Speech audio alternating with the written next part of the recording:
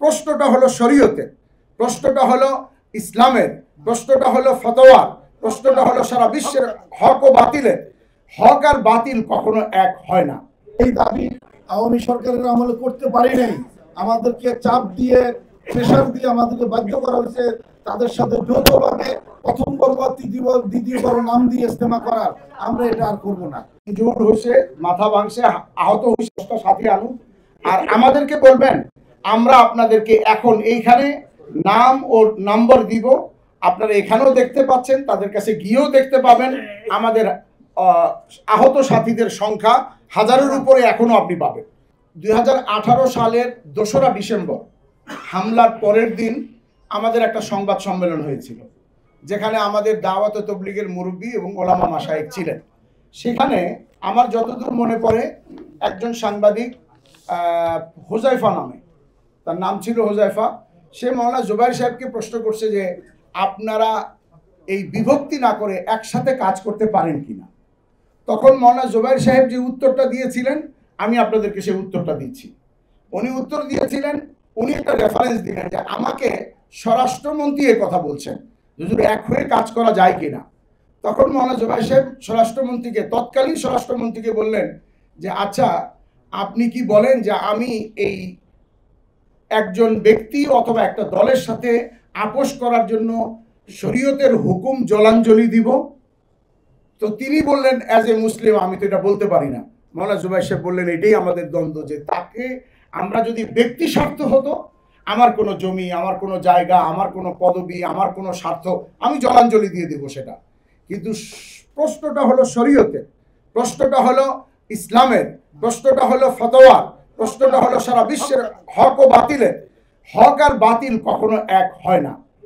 এই জন্য আমাদের কোরআন ও হাদিসের কাছে আমাদের হাত পা বাঁধা, যে আমরা কোরআন হাদিসকে জলাঞ্জলি দিয়ে আমরা তাদের সাথে মিশতে পারি না।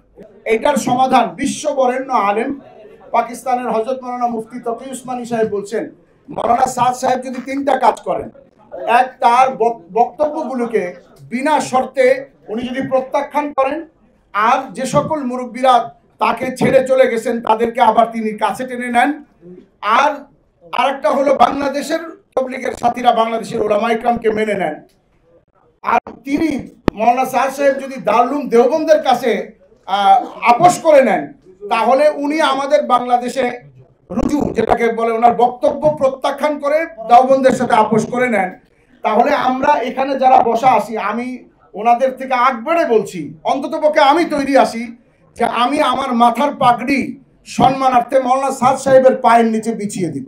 যখন এই তবলিগকে এরা এইভাবে নিয়ন্ত্রণ করার জন্য তবলিগীদের উপরে নগ্ন আক্রমণকেও এরা বৈধ ঘোষণা করলো, এখন জাতির সামনে এই জিনিসটা স্পষ্ট করার জন্যই আজকের এই সংবাদ সম্মেলন, যে এরা মূলত নাম নিলেও আসলে এরা তবলিগী নয়।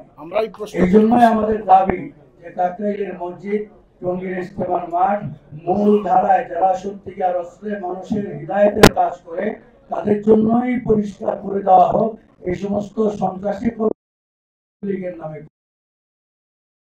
মুক্ত করা হোক। বাতিলের হক অ্যাকসেপ্ট করতে পারে না। আমার কথাটা শুনে নেন, বাংলাদেশে 95% ওলামা ইকরামের সাথে আমরা এই 14 দিন দিল, যে 14 দিনও তারা ভাগে পায় না।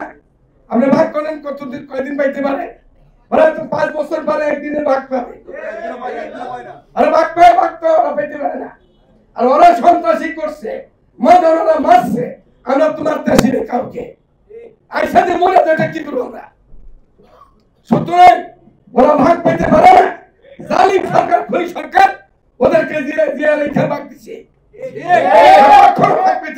এই দাবি আওয়ামী সরকারের আমলে করতে পারি নাই, আমাদেরকে চাপ দিয়ে প্রেশার দিয়ে আমাদেরকে বাধ্য করা হয়েছে তাদের সাথে যৌথভাবে প্রথম পর্ব দ্বিতীয় পর্ব নাম দিয়ে ইস্তেমা করার।